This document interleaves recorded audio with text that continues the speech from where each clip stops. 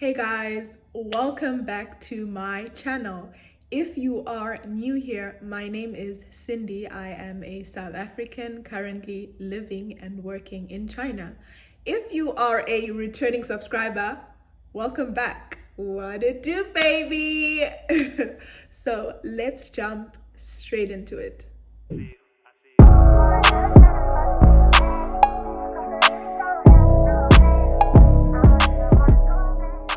So, as you can tell by the title of this video, in today's video, I'll be sharing 4 interesting facts that will cause culture shock when you initially arrive in China. Okay, let's get started. Number 1 is food. So the food that Chinese people eat is very different from the food that most people are used to in their home countries. So basic ingredients such as butter, cheese, burger patties, Viennas, and sometimes bread are things that you will struggle to find at your local supermarket or your local grocery store here in China. This also depends on which city you live in. So if you live in a bigger, more metropolitan city such as your Shanghai, Beijing, you will be able to find some of these ingredients at certain grocery stores. So not all grocery stores, certain grocery stores, for example, Walmart. But for me, I usually buy my cheese and butter online because it's just more easily accessible that way. And also if I want to buy, for example, cheese in bulk, I can actually buy it in bulk online. Whereas if I go to, the local supermarket or Walmart, if they do have cheese available, it will usually just be a pack with 5 slices in it. So yeah, guys, when you first arrive in China, finding food that you used to will be a struggle. Okay, so number 2 is clothing sizes. Online shopping in China can be really disappointing, especially if you are plus size. So you might be asking yourself, well, aren't most clothes in the world manufactured in China? Well, the answer is yes. Most clothes in the world are manufactured in China. But you see, the companies here in China that manufacture clothes specifically for the purpose of exporting have already done their research, and they know exactly what size ranges, the people from that country are. So whichever country they intend on exporting those clothes to. So if you are here in China, if you live in China, because Chinese people are generally more petite, and so their body structure is a bit different from the body structure of people, let's say maybe Africans or people from other countries. So because the manufacturers who supply clothing for Chinese people, because they already know the sizes that their own people wear, they will manufacture the clothes to suit those specific sizes for their own people. So when you're shopping online, especially if you are plus sized, it can be a bit of a struggle. For example, when I shop online and I'm buying jeans, denim, usually the denim that I buy, the jeans that I buy are usually like the biggest size. So sometimes you find that the denim that I buy is the biggest size. So now you can imagine that someone who is bigger than me will probably struggle to find denim when they're shopping online. And it's not to say that if you are plus size, you won't find clothing at all online. No, there are like hundreds of thousands of shops that operate online.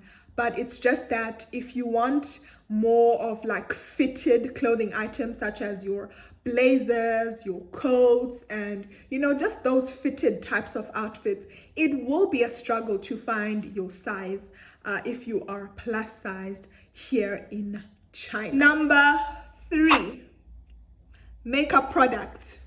Hey, woo, Ivo, makeup products. So guys, if you are an African woman or a Black woman in China, finding a foundation shade or a concealer that matches your skin tone is a struggle, guys. It is literally an extreme sport to find a foundation shade or a concealer that matches your skin tone here in China.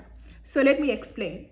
You can't just walk into a cosmetic store or a drugstore here in China and simply just pick out your foundation shade or your concealer shade as an African or as a Black woman, because the stores here in China are not inclusive at all. They do not have any inclusivity, guys.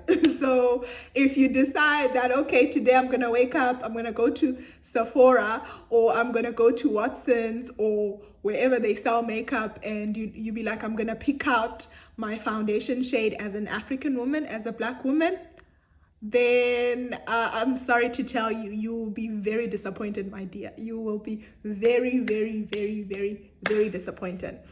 So if you're an African woman, a Black woman, and you have a darker skin tone, you literally have to go on a scavenger hunt online in order to find a foundation shade or a concealer that matches your skin tone. So the only other alternative to find your own or a shade that matches is to either add one of those WeChat people who provide makeup for African women.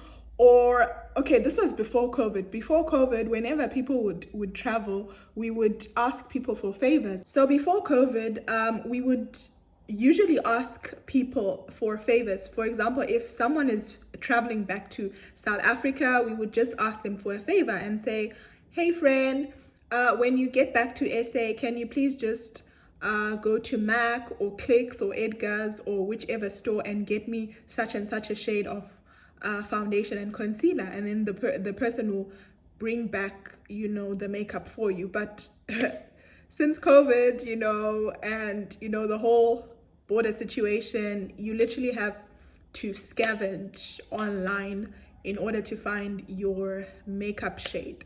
So yeah, guys, that's it for the makeup. So as a Black woman, as an African woman, you do need to know that in China, makeup products for our skin tone aren't readily available. Number 4, the language barrier. So guys, if you do decide to come to China, or if you are in China, please try and learn Mandarin.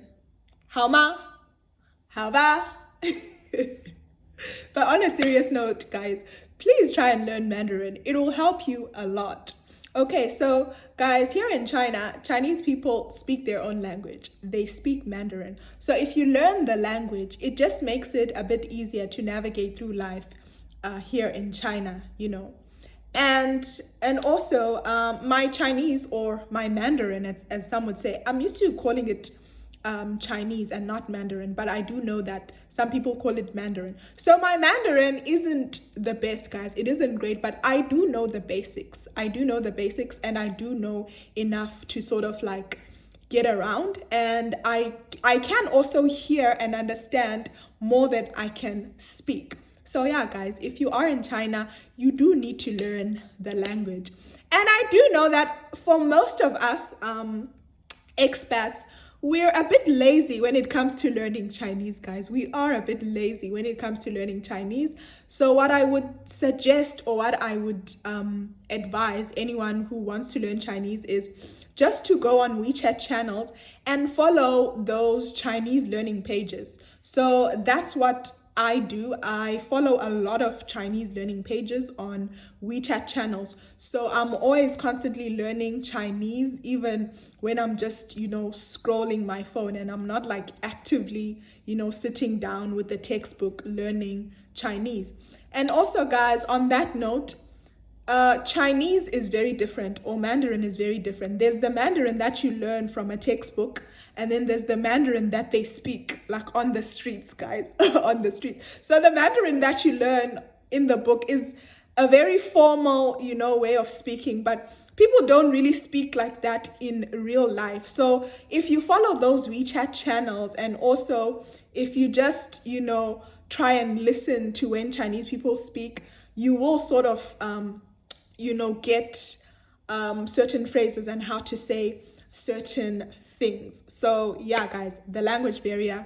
I feel like any little effort, the tiniest amount of effort will go a long way in terms of learning Chinese. So yeah, guys, if you are in China, I would advise you to learn the language. Okay, guys, so to sum everything up, these are some of the things that will cause some culture shock when you initially arrive in China.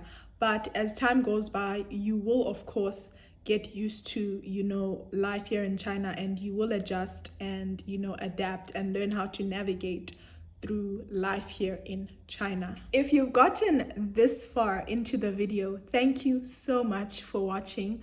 I really appreciate the support.